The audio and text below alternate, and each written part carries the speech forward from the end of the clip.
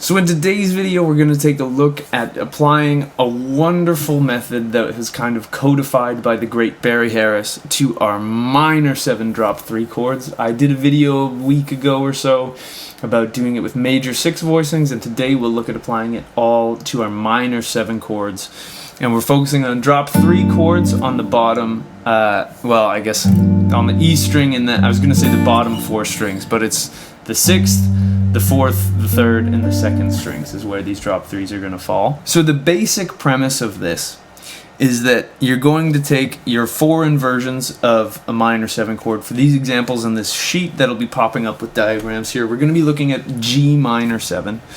And so we want to know our 4 inversions. So there would be root position, that looks like this. We're going to get our 3rd and bass, so G minor 7 over B flat, which looks like this. We would get G minor 7 over D, our 5th, which looks like this. We would get G minor 7 over F, that looks like this. And then we would end up all the way back at our root way up at the 15th fret. And now what we're going to do in between that is we're going to fill in this with our G minor scale. And what we're going to do is on every note that isn't in the arpeggio, so the root, the flat 3rd, the 5th, or the flat 7th, we're going to put this diminished shape. And the cool thing about this diminished shape is that whether it's here, which this is kind of like an A diminished, here it's C diminished, there it's E flat diminished, and then up here it's F sharp diminished.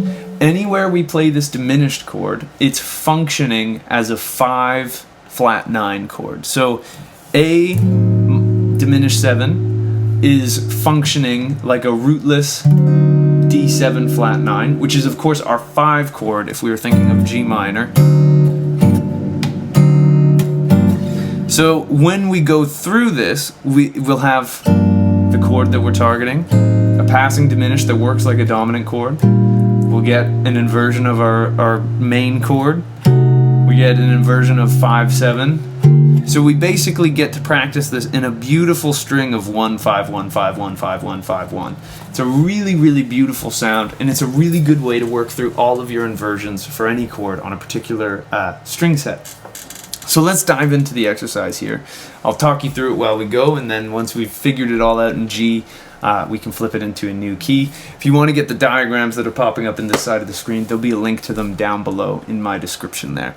So, if we hit this G minor 7, that's where we're starting out, root position, drop 3, G minor 7. Our next note is going to be, chord, is going to be A diminished 7, that looks like this. Then we're going to go up to G minor 7 over B flat, looks like this. If we go up, we get C diminished 7 there. Then we're going to get G minor 7 over D. Now here we're going to end up with an E flat diminished 7. Now here we're going to get G minor over F. And then here's where we add a note that technically isn't in the key of G minor. We're going to add this diminished chord off of F sharp. F sharp wouldn't normally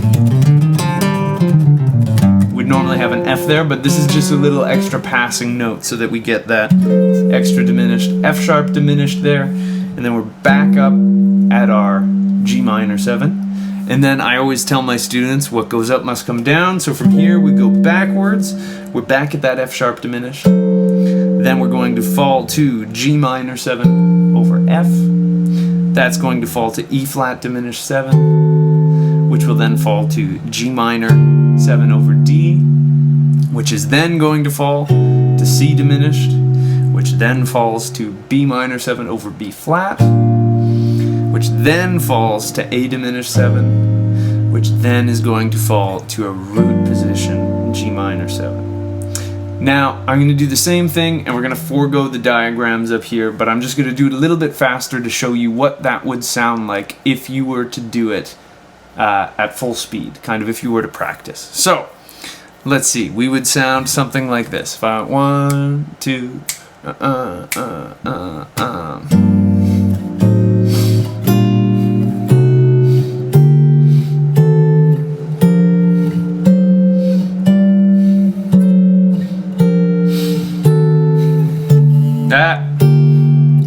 leave that in the video.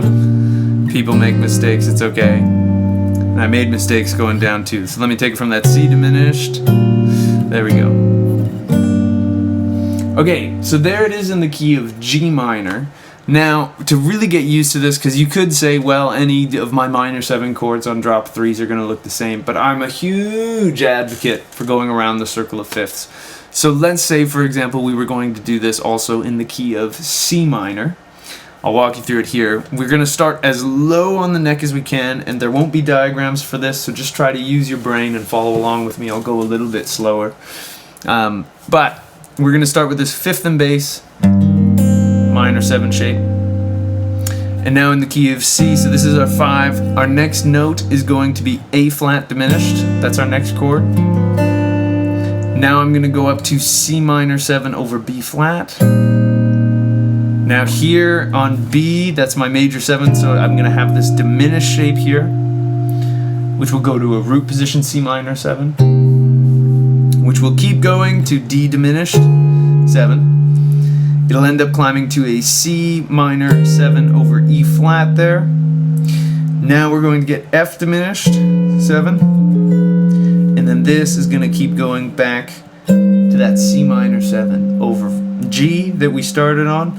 We go back down, we get F diminished 7. Keep going, we get C minor 7 over E flat.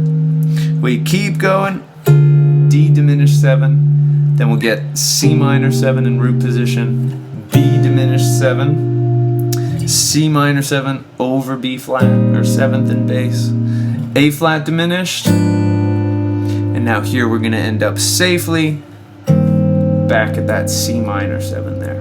And now, just so you get an idea of some practical applications for this as well, again, this is a really beautiful way to just make sure you know all of your inversions of a particular chord, and you work your way up. It gives you a nice practical way to go through it, and it's a very musical way. Again, if I do that in C but a little bit quicker,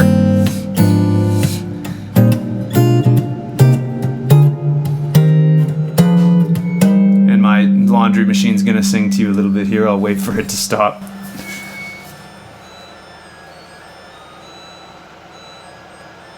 Alright, the laundry machine's done singing. So even though that's a wonderful way, just as it is to practice, this can be a very musical way to practice.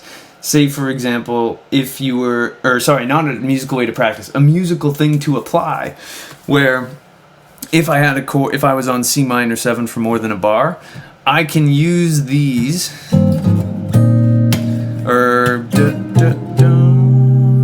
I can use these as little chord phrases. Like that was a little bit, I was playing the jazz tune Solar there, where it starts with 2 bars of C minor 7. So on that, those 2 bars of C minor 7, I could go 1, 2, 1, 2, 3, 4.